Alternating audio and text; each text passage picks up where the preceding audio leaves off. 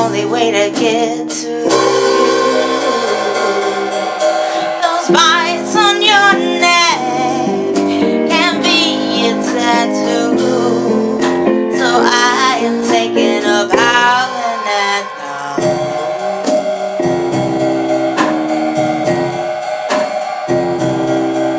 You only come out after midnight. Our love can only take its form during the twilight. Now turn over and start. Could it be too soon for me to start howling at the moon? How this morning glory butterfly fell in love with the night sky. Only God knows what to do. So I guess I'm taking up howling at the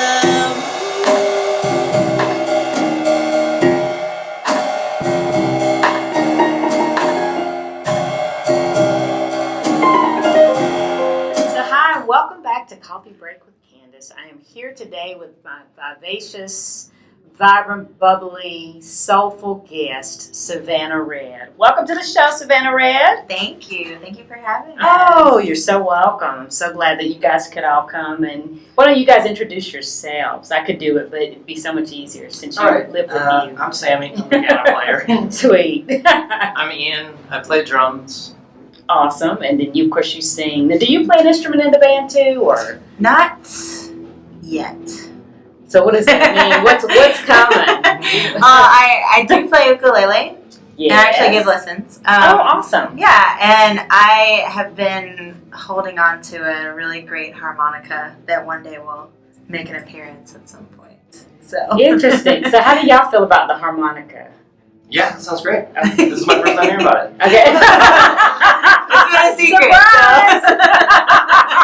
That's so awesome. So you guys, I mean, the song you just performed, your original tune was amazing. So how long have you guys been together?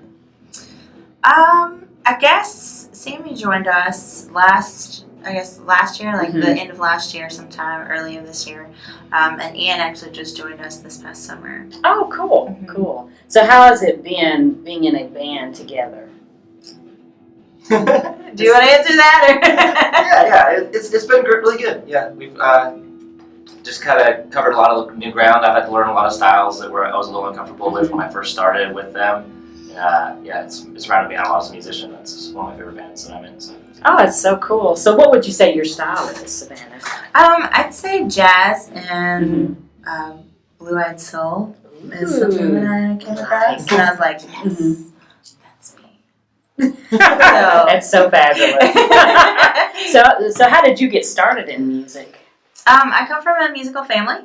Cool. So, yeah, my dad's a musician, and we actually had a family band. Oh, my gosh, are you serious?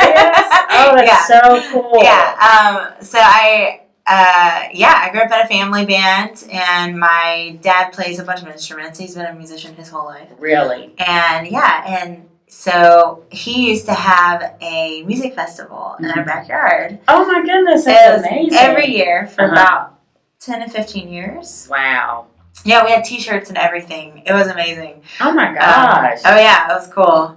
I'd say probably about 1,000 people would come through our backyard. You're kidding. One weekend every first weekend of August. Wow. Oh my goodness. Yeah. So growing up, were you singing a lot, or were you playing an instrument in the family band?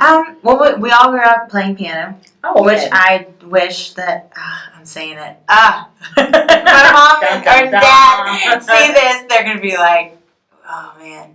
But anyway, I kind of wish I'd stuck with it. This is a moment of humility. I'm glad you said that because my niece plays piano and she kind of doesn't like it. So listen to this, this lady. She said she wished she'd stuck with it. Yeah. When they watch this, because I know they will, they're big fans of mine. They will definitely give me a talking to because I did some very dramatic stuff to try to get out of. Did you playing. really? Yes. You don't seem dramatic at all. I'm so cute.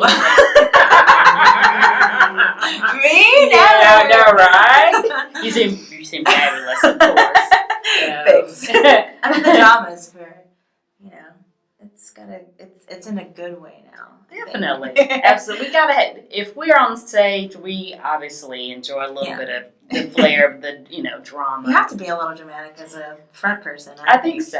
Yeah. Do a good show. Absolutely. But, Absolutely. yeah, so I grew up also singing in choirs and singing at church and things like that. Mm-hmm. So, but my first real debut was with my family band. That's just so neat. At a festival. It's funny, not many people start at a festival, True. but I did, so it's kind of cool. That is cool. So at what point did you say, hey, I'm going to pursue music full time? This is going to be my thing. That was actually within the past couple of years. Really? Yeah, I mean, I wanted to when I was in high school, and then I kind of went on the whole trying to be practical route. Sure. And, went to school and studied photography and then moved out to Austin and did everything but photography really? for a while, yeah. But, I had a moment with a life coach of mine a few years ago who, came to my studio when I had my former business and said, what? He just kind of looked around and was like, what do you really want to do? Wow. Because and everything that you're saying just says that you don't want to do this. And then I hadn't really established myself as a singer here. Not many people knew that I was a singer. And whereas my hometown, everyone would say, oh, when you sing, are you still singing?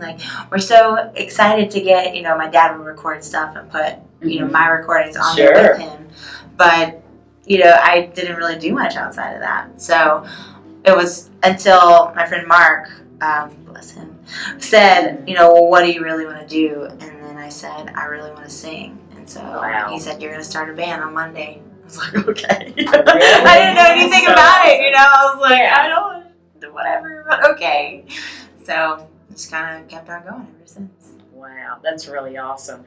So now tell me about the business you had before you decided to pursue music. Okay, so I was a clothing designer, and I made dresses and skirts for plus-size women. Oh, awesome.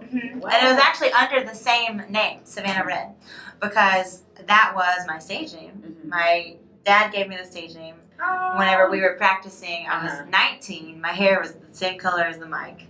And I grew up, my hometown's about an hour away from Savannah, Georgia. And so my dad and I were practicing a little bit, and he was at the time he was mainly playing bass. And so he was like, what do you think about a stage name? And I was like, okay, cool. He said, you're really getting into jazz and blues right now, and a lot of jazz and blues musicians have a tendency to have a stage name. So why don't you go for one? And I was like, all right, cool. And then he goes like, ding, ding, ding, ding, all the things. He's like, what about Savannah Red? And I just clicked. It was awesome. So I was like, yeah, that's it. So he said, I'm going to introduce you to that at the next, our festival was Fire Ant Blues Fest. And so he's like, I'm going to introduce you to that. That's going to be your thing. So that's so cool. Yeah, so it stuck. And when I studied photography, started a photography business, Savannah Red Photography. Nice. Then whenever I became a clothing designer, it was Savannah Red Curvy Couture. And so I love it. Yeah. So when people ask me, well, are you gonna do your music under the name Savannah Red? I said, of course. That's always been what it was for. So just kind of made it full circle. Kind of went to play in this one area and this other area, and I came back. So. That's cool. So it sounds like you've always been creative. Always. Yeah. So that's so cool. So tell us about your songwriting. What inspires you, when you write songs? It really just depends on what's going on. Sometimes, I'll write some things about, I guess, sort of popular topics, like the title album or the title song of our EP that we're recording is Paper Doll.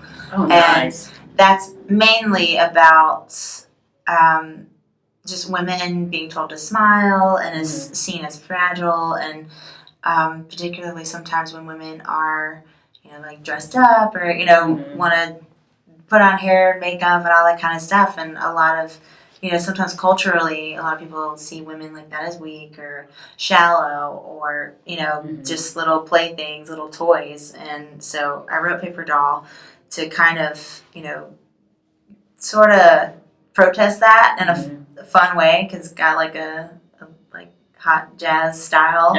Cool. And, it's got, you'll have to wait. We're excited. Yeah, but we're excited. Yeah. So, and then, I write songs about love or the absence of love sometimes. Yeah. It just kind of depends on what's going on and whenever the inspiration hits me. So a lot of times it hits me while I'm driving, which is a little dangerous. Yeah. But since I'm probably not the best driver anyway. But my boyfriend over here is like, I'm not saying anything. He's so good. No, he's so. I mean, I didn't even see his face change. That's so awesome. Oh my goodness. She'll show us every once in a while. She's got these recordings on her phone. It's like hundreds. It seems like. And you can hear like background driving noise. Because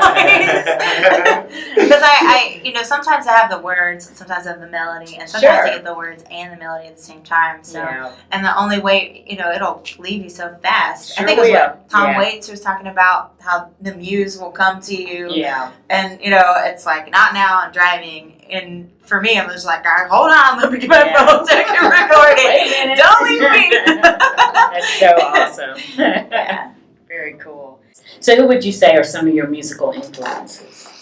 I'm a huge, it's funny, I've been a big Billie Holiday fan since I was really young. Me too. Yeah, my dad's aunt, I think when she passed away, I got this little record player with a bunch of little records, and I just was enamored with it. And I got her jewelry box and all this stuff, and I would just like play the records, put on the jewelry, and just like, she had a lot of stuff like Billie Holiday. And then whenever I was in high school, I read Billie Holiday's autobiography. Yeah.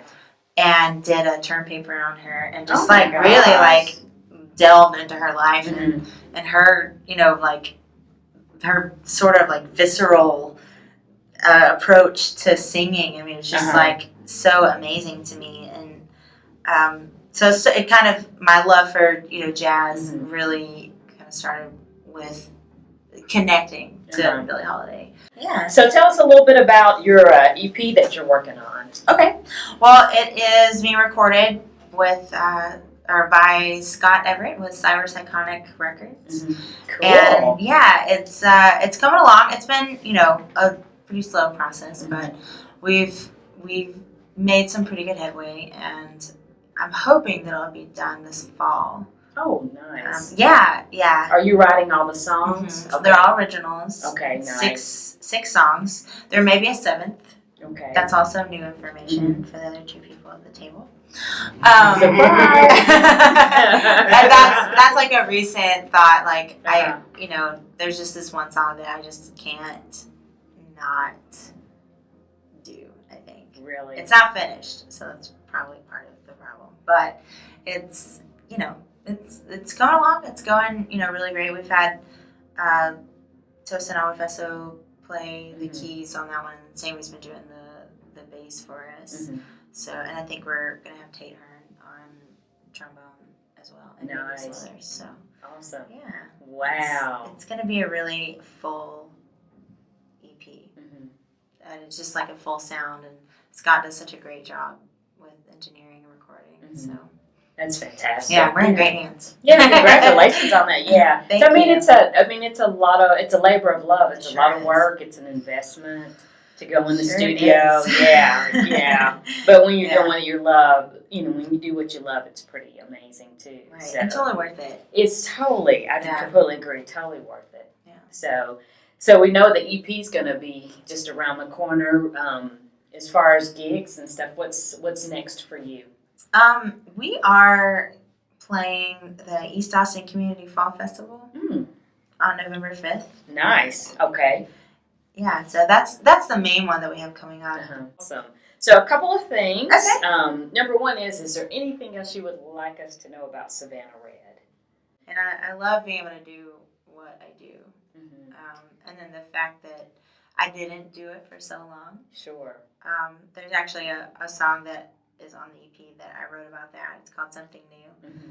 And it's basically a letter to myself, you know, about just basically like, don't worry about all these things. It doesn't matter what you try to do, just like do it. Yeah. And That's awesome. and just forget whatever happened in the past Mm-hmm. and keep doing what it is that you're meant to do. So, and I believe that singing and songwriting is what I'm meant to do. That's so awesome. And I think it's for people maybe who are finding their way or maybe they're getting discouraged, it's a good reminder. Like, Right. hey, you know, do what you love and and keep on, and it doesn't matter about the past, keep moving forward. So Right. so I love that you have that message and are so positive. That's Thank so you. awesome. Oh, you're absolutely Well, welcome. There's unfortunately a lot of, you know, negativity that kind of gets circulated. And I think that's kind of just a normal, you know, a lot of people say that, you know, if you have a negative experience, you have a tendency to tell way more people than the positive experience. Mm-hmm. And so I think it was a few years ago that I really made the commitment to myself to really, really be a positive person in the world because of that, just based on that fact. And yeah, I'm not perfect. None of us I don't always get it right, Yeah. and I get a little sassy and sarcastic a lot of the time. So, which I try to make it funny, I guess. But, I don't know if it comes across that way. But just trying to make music that uplifts people, but also gets people to think about things. Which is part of the paper doll. There's kind of I love that. the two. It's got like a dual undertones, I think. But yeah, it's been really cool to try to be that positive person in the world and lead with gratitude as opposed to entitlement, which I think has a tendency to happen to a lot of people today. And I could go on about that. Yeah, but that's so powerful. And my next question is, what is your favorite word and why? Lately, I don't know why, but it's a weird word that just keeps circulating in my brain that I like, and it's hypotenuse. Interesting. It's just like a word you don't hear a whole lot unless you're in a math class. And then, I don't know, it's just got hypotenuse. It's a little sexy. Yeah, it is a little. The way you say it is a little. The way my math teacher said it in 11th grade. Not I don't remember it that way either. It was not good. Okay. Thank you so much for being on the show, and thank you for signing Candy. And I would love it if you guys would sign us away. Awesome. You're our first official band. Oh, wow. Oh, Yes, cool. yes. We're official band. Yes, the first official Coffee band. break with Candace. I know, right? I know. You kind of feel like you should, don't you? Like put your arms out, like. Thanks. Sign wherever you want. You don't have to sign by me if you want. Well, we want to be together. Yeah, you're a band. Well, family. Those are some That's cool right. tattoos. Thank you. Cool. Awesome. Great. All right. My scribbly rock star signature. I like All it. right. I'm We just love practicing it. for the big time. I know, right? We love it. Cool. So thanks again for joining us on Coffee Break with Candace. Thank you, Savannah Red. Thank you you. guys so much for the band, Savannah Red. Thank you guys so Thank much you for so being much a for part having of us. it. Of Oh, course. thank you. Yeah, thank you. So thanks so much for being a part of this. Have a great week and see you next time.